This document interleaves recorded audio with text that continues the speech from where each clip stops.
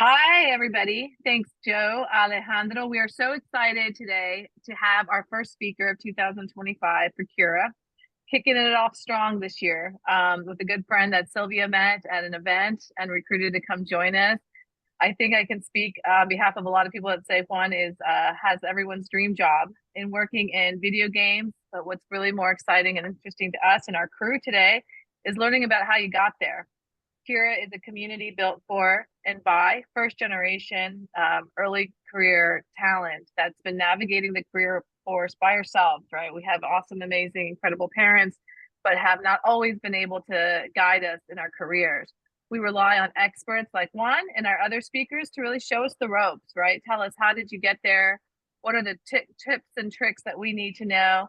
And have some real authentic conversations. So Juan, first of all, thank you so much for being here.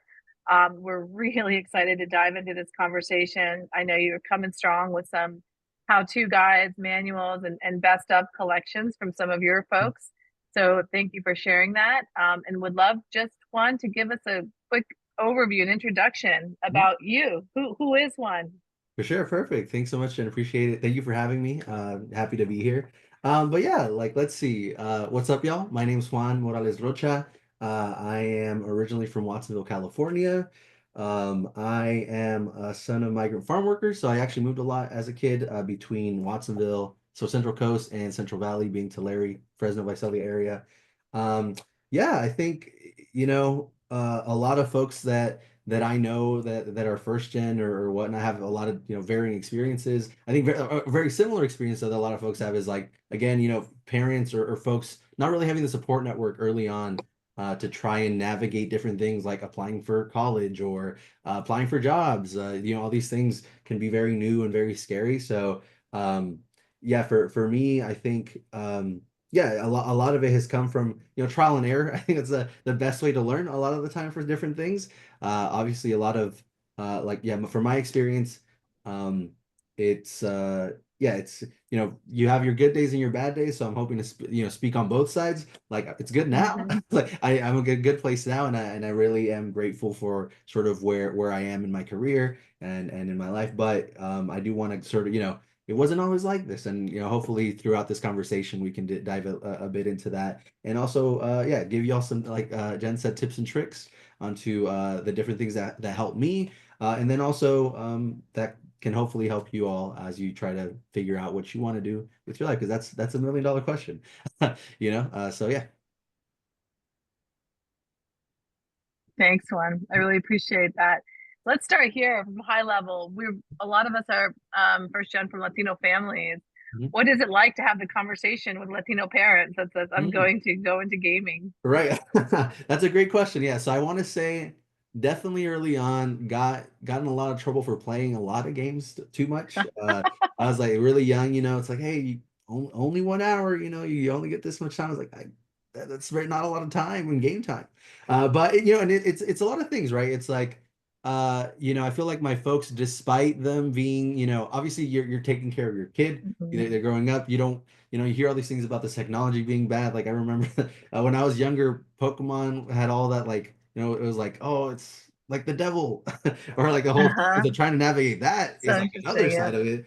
But there's just a lot Mhm. of, there's fear in the unknown, and I think like stuff like this is new. So even then, right, like especially as a young kid, you don't really think about this as a career. So I think for me, when I was, I think, yeah, when I was like in high school doing stuff, really my foot in the door for this whole world of design and tech really came from taking a graphic design class. And then I felt like that was my first introduction into Mhm. learning about, oh, this is a job people have, this is something you can do. Because before then, right, it's like I think the traditional thing that a lot of parents want their children to pursue are things like the doctor, the lawyer, the engineer, right? Which are, good in a sense, like they want something where their kids can be essentially taken care of, be successful, have, something notable, if you will. But at the same time, it's like those three boxes are not going to fit everybody, right? So Mhm. I think that was a big conversation, because I think, yeah, like during that time when I first took that graphic design class, I was also in like these AP bio classes, thinking like maybe I'll do pre-med, maybe. Mhm. And then I think, yeah, like that junior year, I found out that UC Santa Cruz had a game design class or course, like a degree program, and I was like, oh, I could study this, and I could maybe do this as a job. And then I was like, no more bio, no more other Mhm. things. Let me, try to do this. And at first, right, like even when I was going through school, I think my parents were very like, all right, well, hopefully this is something good. This is like a good thing because they don't know, right? That's a big part of Mhm. it. They don't know what roles are. I'm sort of like I don't know either. I'm figuring it out as Mhm. I'm going. Um, and then yeah, like but now that I have a nice paying job and I'm able to take them out to like let's go get like food at a steakhouse or something, they're like, whoa, this is pretty cool. So yeah, I think it's one of those things that like, obviously as I'm learning and sort of growing in my role in my career, I'm able to explain things to them and sort of, yeah, just be like, this is what my job entails. This is sort of what it is. This is like the industry that I work in. So if you ever want to, uh, be like sharing the chisme with my tias or whatever, you can talk to them Mhm. about it if you need to. And that's, I think it's a thing too, right? Where I'm teaching them about it as I'm learning about it, then they can go ahead and share it out with other people. And then I have, things like little cousins or whatever that will be like, hey, so you do this? How do you do this? Right. And I think that's sort of being that gateway essentially for people to try, like, as we're getting knowledge ourselves, trying to, send that out to other people and hopefully, be a resource for those folks too. I love it. That's what Yeah. we're all about here. Mhm. One thing that really stands out from what you said is, you were talking about the graphic design class and things that interested you. Mhm. So there's a lot to be said for following, your interests and what excites you. Mhm. How did you learn to trust that? What is that like as you kind of were navigating, moving in that direction? Yeah, no, that's a great question. Yeah, I think it's one of those things that like specifically for graphic design, right? Like the way that I started a lot of like the projects that I would do, it's like this is like I guess circa I don't know, like 2008 or something. But I was making memes essentially. I was graphic designing memes for my friends and we would share stuff out and I was like they'd be like, "Oh, make your friends laugh. It's funny, whatnot." But it's like then you're like, "Oh, I'm kind of good at this." Or I feel like I'm kind of good at this. And I think that early sort of what's the word like I don't know how to describe it, but like seeing that early progression or early progress on something makes it exciting. Right. Like even like when I feel like even around that time too, I was picking up a guitar and I would like take like my guitar to school and like during lunch try to practice it. And I was like, oh, like this is kind of fun. This is kind of cool. As a thing, like picking up skills, I think that's something that I'm really interested in. And I think for me, like it's a hard thing, right? When you're working with these like there's all these voices that could be telling you like you should be doing this, you shouldn't be doing this. There's all these other things you could be doing. But I think for me, a lot of it, like again, was like trial and error, trying different things, and then it's a hard thing to try and do, especially when you're young, right? To be like, this is what I think I should do, and I'm going to go for it, right? That's a hard thing to sort of like to build that voice or that confidence in your head.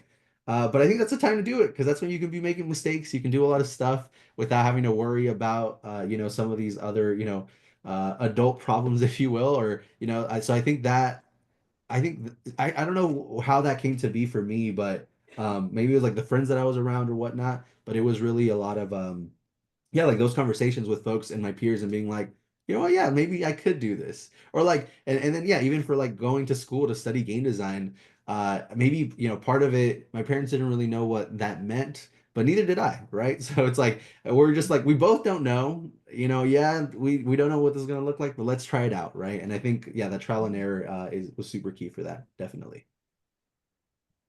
That's so interesting. How would you, for some of the people, there's some gamers on the call now, there's some people that are more new at it, some people that just know they like to play video games, Hmm. but don't know what jobs exist. Can you tell us a little bit about the actual career landscape of what goes into building and selling video games? Games, yeah. So I think video games. Shout out Asa. I see my coworker just joined. What's Uh-huh. up? What's up, Asa?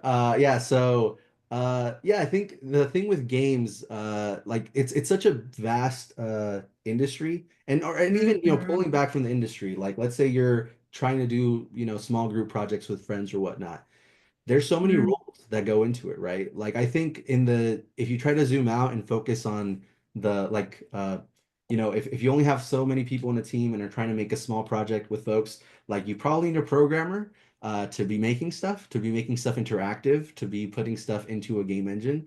You probably need an artist, unless you don't need art, but you probably need someone to draw the stuff that's going to go into the game. And then a designer usually has the role of like trying to see how these different things work together. Like I think a good way that I heard some folks talk about it is like they kind of set up the blueprint by thinking about how do the pieces interact with each other, right? And then you have the artists and engineers sort of like make that Mm, reality. You know, they have I don't say they're just the idea guys, but yeah, mhm. because I'm a designer too, but yeah, a lot of it comes down to like I think this is how it should work. Let me lay it out this way. And then, you work with your engineers and your artists put it together that's making it function. And I think that's when you think about it, like for a lot of there's these things called game jams. They're essentially like hackathons, which I'm just using another word that Oh, maybe folks don't yep. know, but basically they're a small time frame where you work with people to make a project, right? So I think for things like games, right, usually what you want in that space is like probably an artist. Unless you don't care about art, maybe your game isn't art heavy. You could use squares and stuff, and that's fine, right? A programmer. I think that one's really key because if you don't have a programmer to make it functional, then you Mm, just have really pretty art on the static screen. And nowadays, there's a lot of other tools that allow you to be making things with basic interactivity. But the second you want to do something that's a bit more unique or maybe even engaging, like yeah, you require somebody that knows the ins and outs of that space. And then for me as a designer person, yeah, I think a lot of like my stuff is like it's all like problem solving early on, hopefully, to try and make the process of putting it together more seamless and easier to go through. So, tell us a little bit more about that. mhm. How? So when you like, Yeah. how do you approach it? Like when you see something, Mhm. you see something from the artist, and then there's Right. a lot of empathy in your role, right? Right. Like you Yeah, are for really sure. like representing us, the users, the players. So what Right. does Yeah. it look So like from your side? yeah, that's a great question. Yeah, I think for me, a lot of the times it's like it could be something like, there's this problem we're trying to tackle or whatnot, right? And I think for me, like it's funny because I feel like sometimes parts of the day I just spend like, sitting around and thinking, like not so much Mhm. making a thing, Right. but just like, how would I do this? And maybe it's like sketching on a whiteboard or doing that sort Uh-huh. of stuff, but it's really, I think for me, it's like defining a problem space and then thinking Mm-hmm. about the possibility space. And it's like it's very much of like it's a very weird thing to try to talk about where it's like I have to think inside the box and think, all right, this is how it's inside the box. All right, now let's think outside of the box.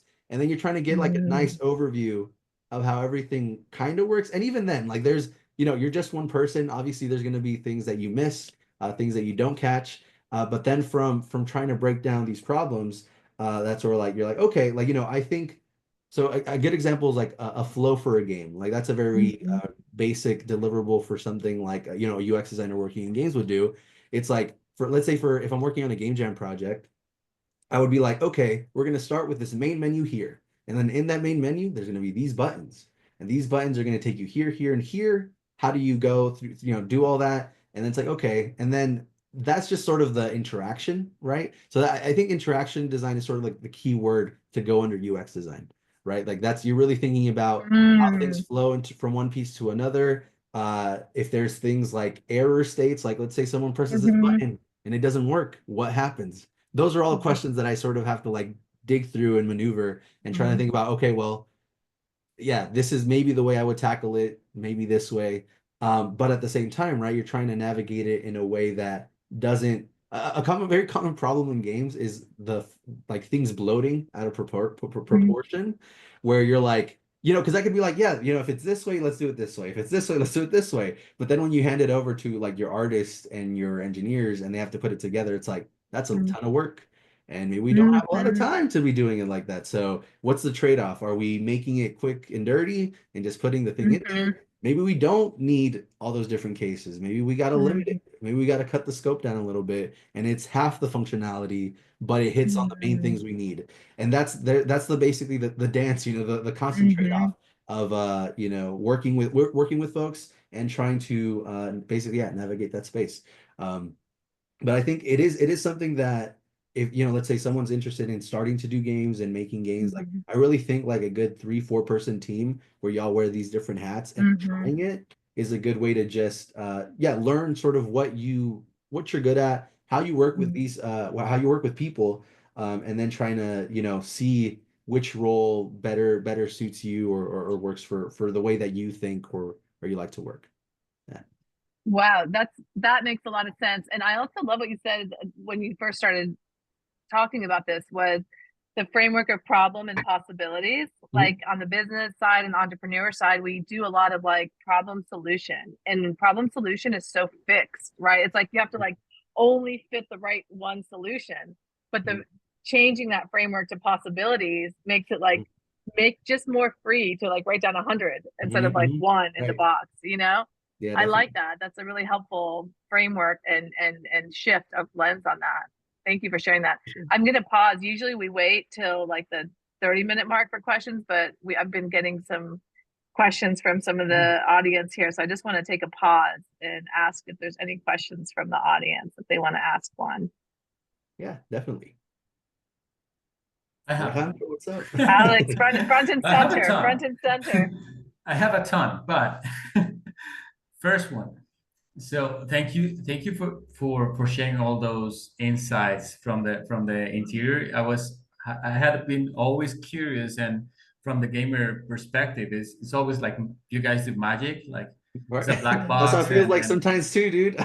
Yeah, and definitely. magic happens, and I wonder, like I play Assassin's Creed a lot, and I'm like, how the hell do they do all these worlds and all these options and all these alternatives? So thank you for the sneak peek inside. I wanted to ask you a question in a field that I'm super interested in my own world, but I know it's affecting gaming right now and in the future. How is AI disrupting your world right now? So Yeah. what are the use cases that it's enhancing your work and also threatening you to you? Because I just saw the speech from CES from Jason Wang, and he was like rendering for 8K frames Right. live all by freaking AI. Just So like I yeah, was the super curious. algorithmic powers that be. Yeah, definitely. No, I think it's a really interesting space. Like I would say, I guess thinking about it more from like an indie creator lens potentially, right? I think that's really when I think that's when AI was sort of coming out kind of heavy, and I was sort of starting to dive into it a bit. Not because it's funny because AI. It's funny that AI is now in the mainstream as the thing that exists, but AI has been around for ever. There's AI in games, there's AI programmer for games, but thinking about it in the way that it exists now, right? In our current day, yeah, it's like a double-edged sword. Like I think on one side you have folks that like indie game devs that are making things, creating things that could potentially be, or I've heard this, like, sort of a discussion point before where, as an artist, you can put your art out into the world, and now there's all these AI bots that can like scrape that and put them into their models without your consent as an artist, which basically leads to, it's like essentially like your art being stolen in a way, more like your style, where someone else could then, you could spend all these years building up your craft. Then you have this AI thing that just be like, hey, make me Diego Rivera style video game thing here, and then you hit enter, and then well, there's your art style, and then you have this piece that can do that, and that in itself I think could be potentially problematic if there's not certain like guardrails against something like that. But on the flip side, I think it's also like for myself, I've used like ChatGPT for like learning new things, new concepts. I think that's really exciting to have something like a super Google that instead of, having to go through all these like forums and stuff, which I think is very much like I would say now like the old way of going about picking up knowledge and learning from other people's sort of explorations, if you will. Now, like I feel like for the way that I've been able to use ChatGPT in the past is like I want to learn something. Like so for example, like I'm not a programmer, but I dabble sometimes to try and learn that and be in that space. I could ask it certain questions. I'm like, hey, how does this syntax work? Or like, hey, my code's not working. What am I missing? And then a lot like instead of spending hours trying to, figure it out, it can spit out an answer. And I think at that point you're kind of there's, it kind of goes back to the double-edged sword where like we also don't want to be using it as a crutch so much where we're leaning on it so heavily now that when someone asks you like, hey, what time it is? You're like, I don't know how to talk to a human. I only know how to use ChatGPT. That's a dangerous thing that maybe, 10, 20 years down the line could happen. But yeah, it's a thing that I would say, if you're a designer or a person starting off wanting to be making games, I think it's something that is valuable to be comfortable with, just because I feel that's sort of where it's heading, right? Like if you don't know how to use things like ChatGPT and whatnot, I feel like that could be detrimental maybe in the future. So I would encourage you, like, you don't have to use it for your day to day. You don't have to be super knowledgeable about it, like how to make an AI bot, but at least knowing how to, maneuver it in case it becomes something that we need to, as a discipline, need to be comfortable with doing in the future. I think that goes for basically a ton of different tools. Like you don't need to maybe know how to use it all, but be somewhat familiar with it because tools are always changing. I think that's also the biggest piece, right? Like obviously before we had Google, then now we got kind of ChatGPT has kind of replaced my Google a little bit. But even then for like designers, right? I think like Photoshop or like Illustrator, like those programs are very, classic traditional programs that a designer would use. But now we're using this kind of young new one called Figma, and that's sort of the tool of the trade at the moment. But who knows, 5 years from now, maybe it's still around, maybe it's not. So I think that just being really adaptable and comfortable with technologies as they're rolling out and at least experimenting with them is really valuable for sure. That's great. I have a question, Juan, about kind of looking back. So you knew you wanted to get into gaming. What do you wish you knew before you got into the industry? Ooh, that's a good question. I mean, well, I mean, we kind of know this, or you learn this later, but I think it's a thing where, let's say, I'm going back to high school and I don't like know anything about the industry, right? I think one thing that eventually I learned is that it's very competitive and volatile industry in the sense that there's a lot of layoffs, and you can read up on the history of the games industry in itself, where there's just a lot. That's a thing that people have to contend with if they choose this as something they want to pursue. Like it's essentially something where, yeah, it's a scary thing that can happen. But I guess I've been fortunate enough that it hasn't happened to me. Specifically, I've been able to dodge layoffs, but that's something I think that you have to know where like, a lot of these other career paths could be more stable, right? So I think if stability is something that you're interested in, this might not be the greatest path for you. But if you're willing to look past that and try and go it, that that's a decision you have to make for yourself, right? I think, yeah, like some other like advice or things that I wish I knew. It's like there's like it's never too late or early to start learning things. Like I think that's a thing where like I was in college learning about these things, but then like learning how to design games, make games, but I feel like there was like, a lot of the learning that I did was even like wasn't necessarily in my classes. A lot of it was out like YouTube, learning Mhm. tutorials, using these tools, right? And I think that's a thing that a lot of folks like think they need to wait to like go to school for it or go do like a boot camp or whatnot, right?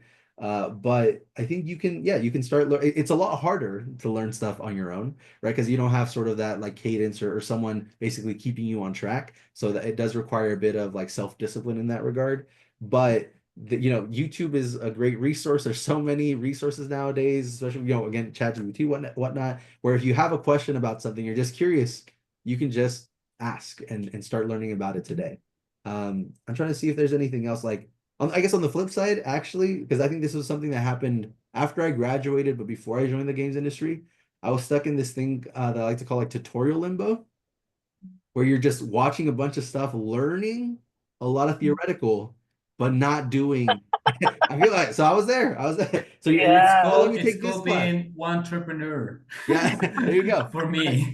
Yeah, I'm saying so. Like, yeah, I've definitely been in that sort of space where you're like, I'm absorbing a lot of information, but when you're not putting it into practice, it's like, okay, well, I took 20 courses last year. What came out of that? It's like, well, I have a big notebook that's full of sketches and stuff that I won't look at again.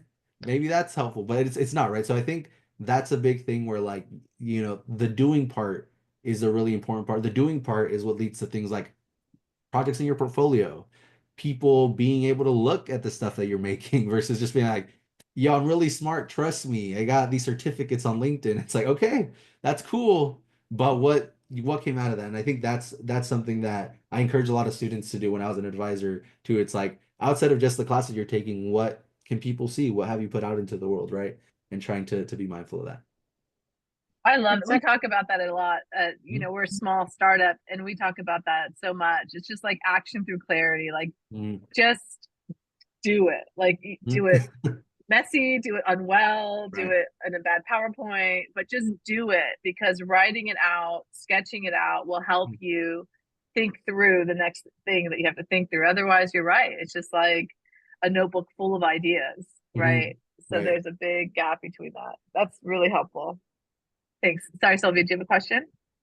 no, I think that's so great. And one thing that's you remind me of is how so many of us, even in different fields, we Mhm. all do that. Mhm. So what advice do you give to someone to just go for the project, or how can they get Mhm. the help or maybe feedback Yeah. to just get something done? So I think one of the pieces that I recommend folks all the time is trying to do it with other people. Because I think the thing with solo projects, that's the thing that's really hard to do. It's harder to hold yourself accountable for. You can, and I mean, it's a hard thing to balance where, yeah, it's like, yeah, like or I think a key piece that I would tell students too, and I forgot who told me this, but I think I was a student when someone told me this, but it's like the sooner, or like the sooner you could get out of the student mindset, the better, which is like basically this idea of Mm. like, when you're taking these classes, maybe you're just going for, for the passing grade. You're like, yes, I'm working on a project, but it's a school like, this is a B project. That's fine with me. I'm done.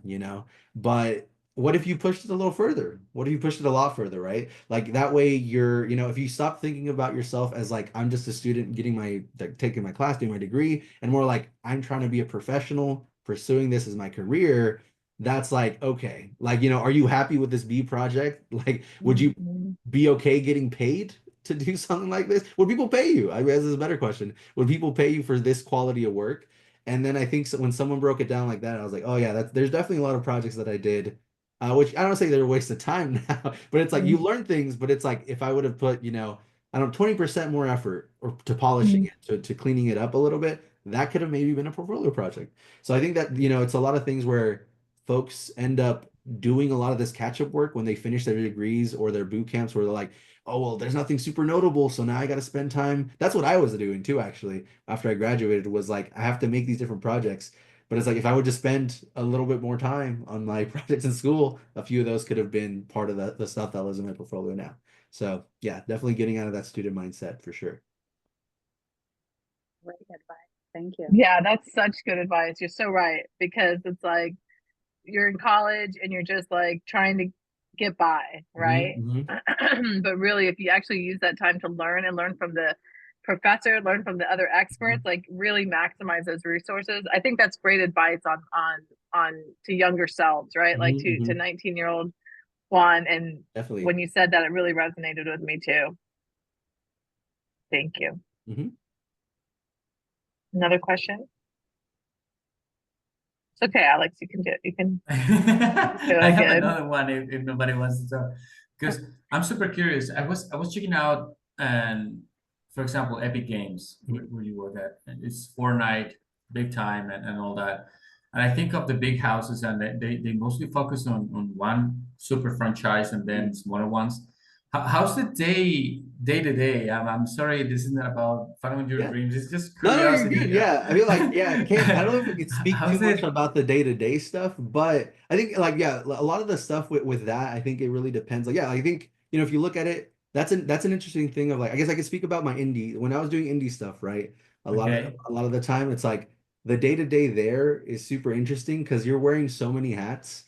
So I like technically I was like, it's funny to say, I was like, because it doesn't feel like I'm a CEO, but like, started an LLC, was a CEO for like my little studio, and I was like filling up like grant applications, applying to like game design competitions, sending emails, doing like just a lot of work that I felt. I was like not even making the game. That was this whole thing where it's like you're just like there's like the admin business side of game dev where you're like doing stuff. But what was nice about that though is we have all the control on what we're making or what we're doing. So if we want to work on a project, we can start whatever project with that team that you're working on.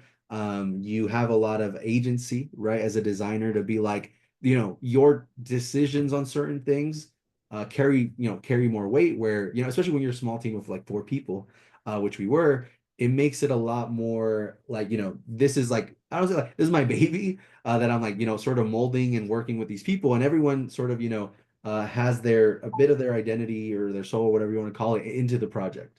When it's these big projects, there's hundreds, if not maybe thousands of people working on these things. So your voice becomes a lot more minimized on a very specific part of the project. Not to say that that's bad, but it is a different sort of how would I say, like almost like creative satisfaction, if you will, where you when working in these big studios, right? Like I think I mentioned this before, but when I was doing indie stuff, I was like UI UX designer, sort of like this dual role where you're making the art, which is the UI, and then you're thinking about the designs a bit, UX design side, or like with interaction, and maybe a bit of implementation, which isn't great. Like I'm not a good programmer, but I would try, because that's part of what being indie is. It's like trying a lot of different things, trying to fill in the gaps with the team that you have. But now working at Epic, my role is UX designer, and that's my focus. So no more Photoshop, no more other stuff. Really, I don't have to do that. It's very much just yeah, like the role that I have now. One thing I wanted to ask you that you've been so helpful about is resources. One thing we try to do at Cura is be able to share resources. Free resources are especially welcome. But two sides of that. One is you've mentioned, and we shared it with our readers this past month, Latinos in gaming. Hmm. Talk to us a little bit about the groups, the organizations that are out there, because it seems Yeah, nowadays, especially, there's a group for whatever your right. vibe is, whatever you're into. There's Mhm. a group there, and if not, good reason to start one. And two, what are some of those shared resources that you've shared with us that you think would be Mhm. helpful for some people on the call? For sure. Yeah. Here, can I share my screen? Yeah, Okay. yeah. Yeah. All right. Can y'all see this? Perfect. Yes. Yeah, so I think, yeah, so I shared a couple of resources. I think this one is sort of my what's it called? Like when people ask me about questions, I'm like, I'm always giving the same answer. So let me just put it on a That's doc so and have it good. Yeah. handy. So that's sort of what this is. It's essentially sort of websites, different things that have been helpful for me in my sort of game dev UX design journey. I Mhm. think some of if you're interested in UI UX, we can fix it in UI is actually like a Discord group that's pretty handy. Mm. That they share a lot of things, things like salaries, portfolio prep, what the Wow. different roles look like in the industry. Those are all different things. Actually, let me see if I can click on this and if it will take me to Mhm. where I want it to take me. But yeah, I think this is a really good sort of diagram that kind of highlights the different. So here are like different tasks or responsibilities you can think of as these boxes down here. And then it has different roles that sort of encompass these different tasks that you can do. So, for example, for UX designer, if I could find it, UX designer, there we go. We got things like low fidelity screen designs, prototyping, feature ideation, and some usability testing. So I think this is pretty close. This is pretty close to sort of what my day-to-day Mhm. job. Alejandro, you're asking sort of what the day-to-day looks. That's very much what that bar looks like. But as you can see, there's a whole, there's a bunch of different positions and roles that fall under this, right? Things like UI 2D artist or illustrator. Basically focus on making high fidelity designs or high fidelity assets. And it spans all the way to like UI programmer, UI scripter, where you're very much focusing on putting the thing into the game, programming it, making sure that it works and whatnot. Um, I remember when I was younger, I definitely was like, yeah, I want to do the whole thing. No, dude, it's too much work. I mean, that's why it's on the unicorn side. That's why they have it that way. Because it is true. It's so much to do. But again, I feel like doing some indie stuff was fun because I was able to experiment with that a bit Mhm. and see where sort of my strengths lie, right? And again, going back to that point about uh seeing that early progress, Mhm. and seeing what you sort of gravitate to versus where you're like kind of hard stuck at, really sort of help like mold like, okay, well, I think I want to strengthen this skill in particular because I feel like, it might benefit me more in the long run. So something like this I think is really valuable. I think in terms of, oh, actually, this is a really good one. There's this book called 100 Women in Gaming. I think actually I found the PDF for it, and they have it on their website, but sometimes they remove it. So let me just double check that it's here. If you go here, 100 Women Gaming, and scroll down to Mhm. the PDF, this is a book that highlights 100 different women in gaming and the different Wow. roles. So what's cool is like they have little bios on like let's see, let's find one. Yeah, like let's see. Yeah, Carol, what'd you do? What was your role? I was like, oh yeah, Mhm. founder, business stuff. You can see their bios, So their sort of cool. roles, but there we go. These are the pages I was looking for. A day in the life of a Mm. producer. Actually, shout out Sarah. She used to work at Rocket League with us. So it's funny that it landed on this, but Wow. yeah, so I guess they interviewed her to talk about her role as a producer for the project, and then it sort of breaks down what they did for their education, how they broke in, basically the stuff we're talking about right here, but for all these different roles that kind of exist in the games industry. Here's a game designer one, so I highly recommend this one too as a good one to just if you're curious, like if you're like I want to do games, but I don't know what that space looks like. Still, like you're just kind of curious about. That's a really good one. And now I think to the organizations. Gameheads Oakland is a really great one. The Digital Nest. So I'm actually wearing the Gameheads Oakland shirt. Shout out Gameheads. They're really good. But yeah, like Gameheads Oakland, the Digital Nest are really great orgs Mhm. that they're more, I guess, local. Digital Nest was local to me, where I think it Mhm. opened up while I was in college, and it was one of the alums of the program. I think I still have my original Mhm. ID badge when we used to have those in the little small location, but yeah, it was really fun.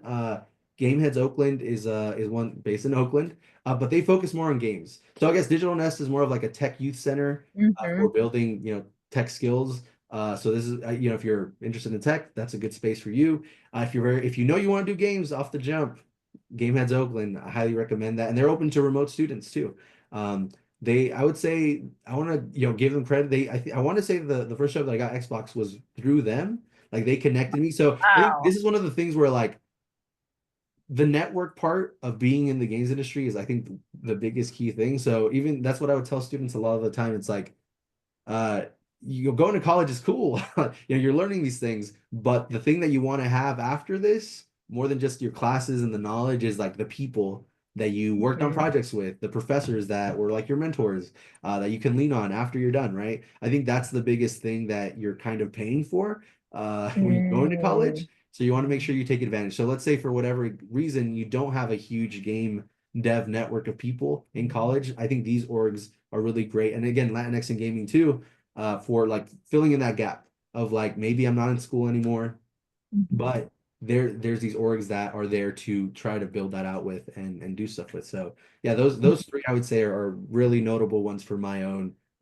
Yeah, you get finding my way in my path in the games industry for sure. That's so helpful and realistic, right? Like that's the reality of how all of this navigating early career works.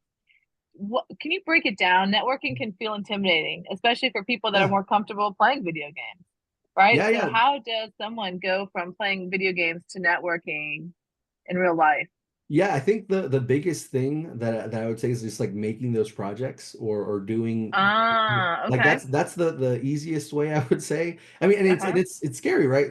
Stranger danger is a real thing. You don't know Right. who the folks you're going to be working with or doing, yeah, basically making these projects with will be like. But again, you never know unless you go out and meet people. So I think for me, I was fortunate enough to find like a good solid group of people early on in college that we like they're essentially if I'm ever working on like or have an idea for a project when I was doing indie stuff, they were the people I would go to. Eventually we ended up making our own studio, and that's sort of what led to, those are the people that early on I found were people that I worked well with. We had very similar uh like I guess working styles, or we knew how to maneuver our problems, or how we communicate with each other, whatnot. And I think that's sort of the key thing. So it's like uh doing these game jams, I think, is step one. Two, going to these game Mm, design events. So I think I kind of had them. I had a couple in here, but like the Game Developers Conference is one that yep. happens in San Francisco every year. I think it's happening in March this year. Yeah, March something. I forget when exactly, but you can volunteer to be part of the thing, or there's a scholarship programs too. Because okay, I would say the conference is really expensive. If you're going for an all access pass, it's like $2,000, which I mean, who can afford $2,000 to go to an all access thing like that? But if you're able to get like a scholarship, which I want to say that early on, that's sort of what I did. And then I was fortunate enough when I worked as an advisor, I got a pass through work to go and basically network with people there. It's a really great way to start meeting those folks, right?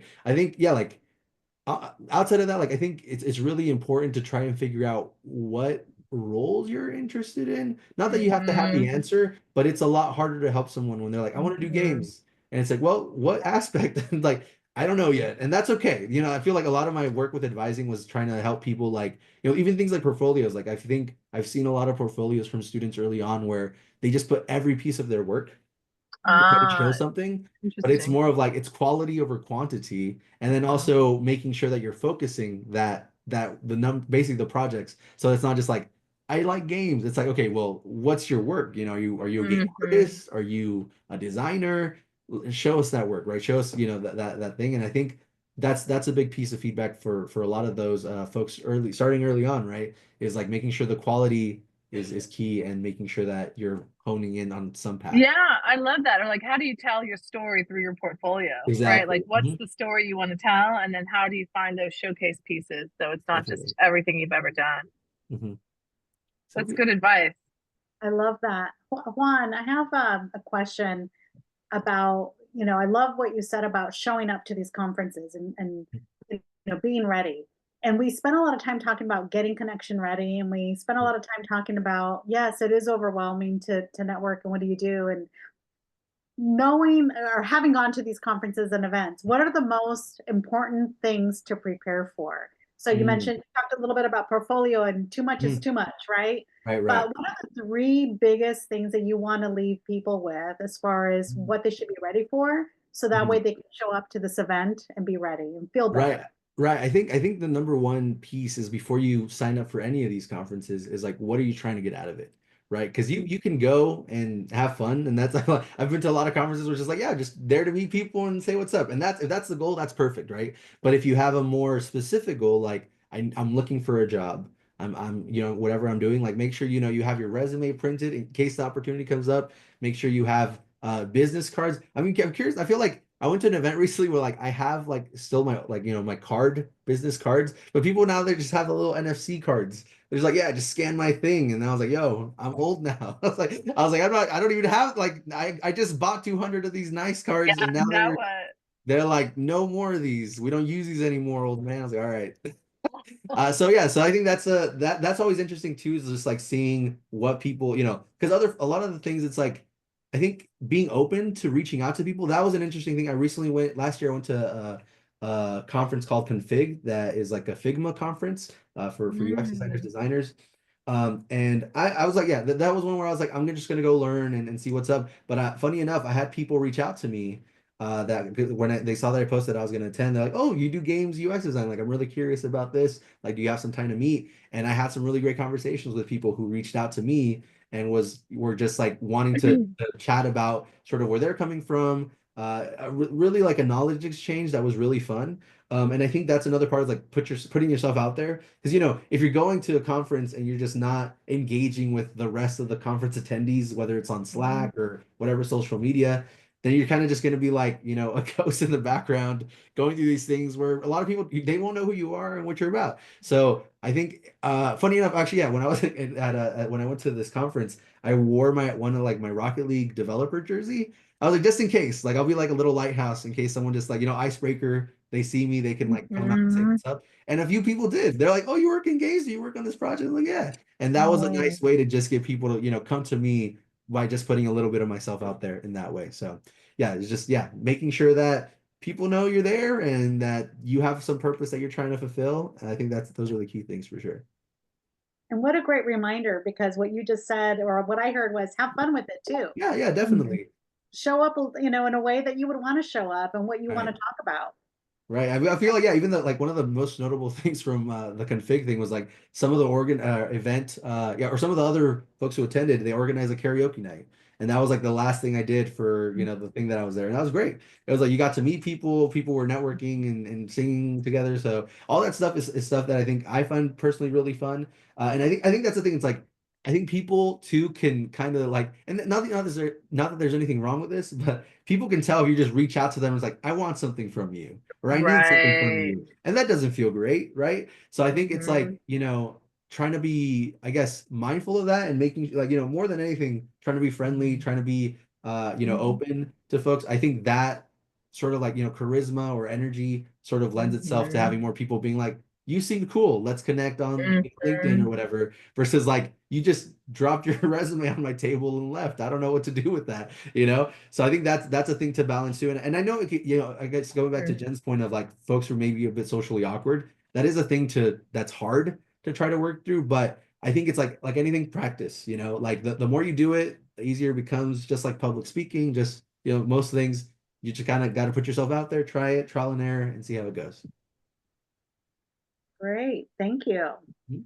Any other Those are questions? such helpful tips. Yes, amazing. Any questions from anyone else? We're going to jump into rapid fire questions. Have a little fun here. Oh, hold on one second. We have one question.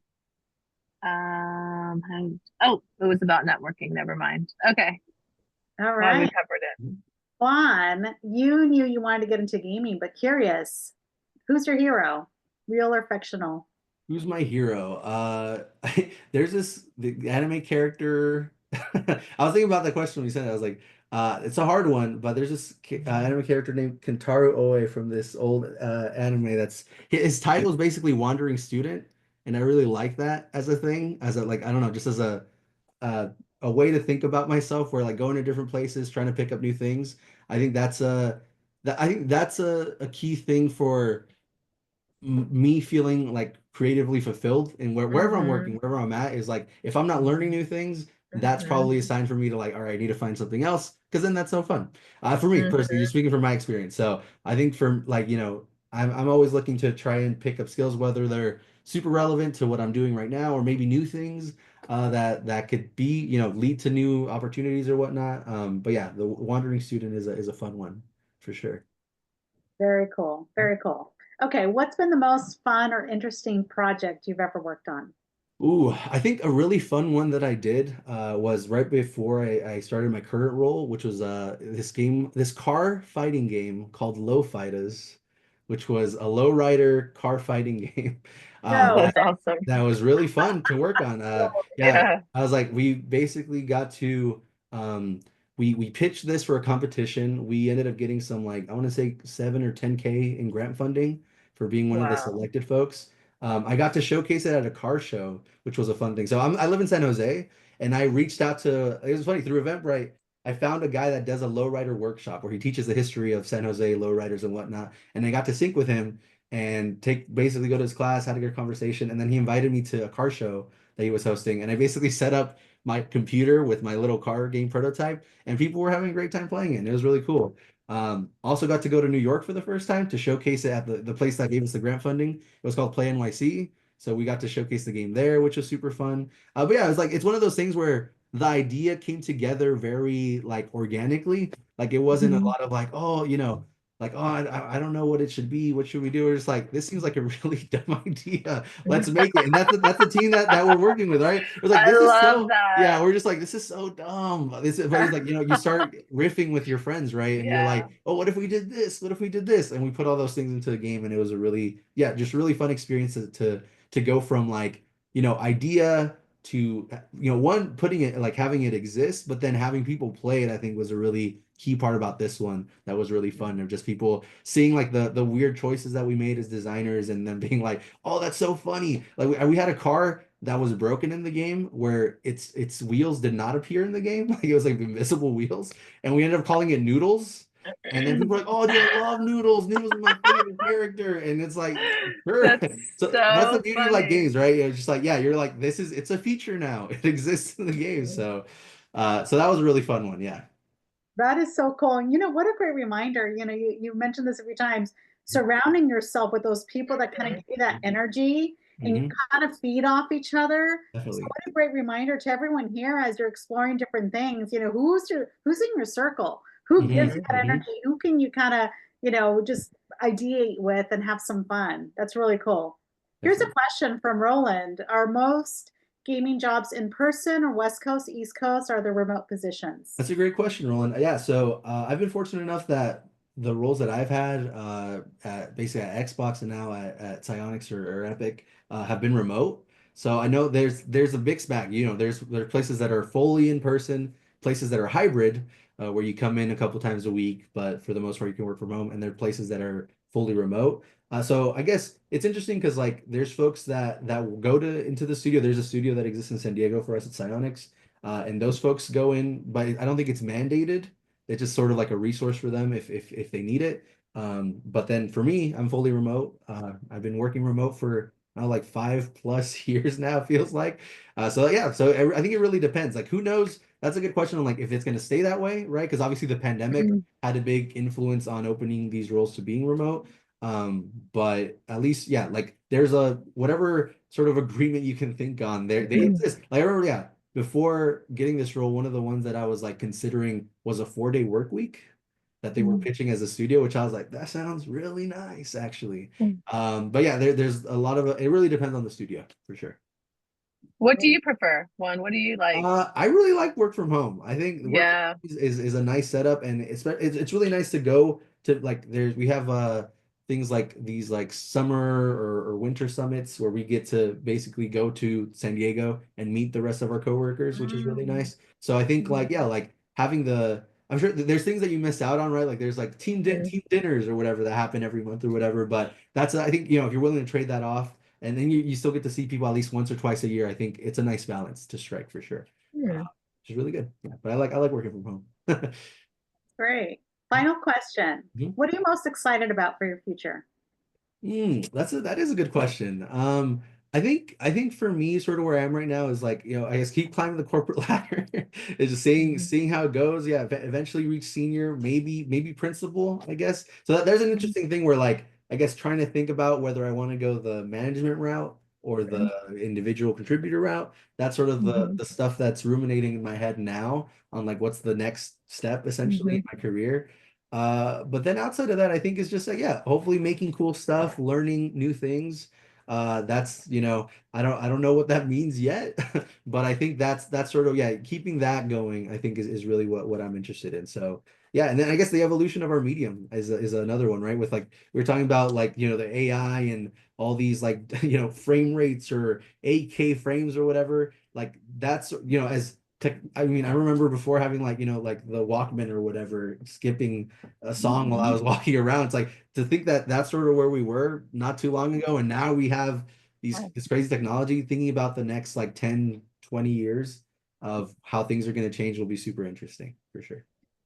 You mentioned something, management versus IC. For the people that are on the call that don't know what that means, can you explain a little bit about that? Like those two paths for sure. inside So corporate? management, yeah. So management's like you're managing other people. I mean, I think in some ways sort of like a mentor for them, trying to guide them to sort of follow, basically their growth.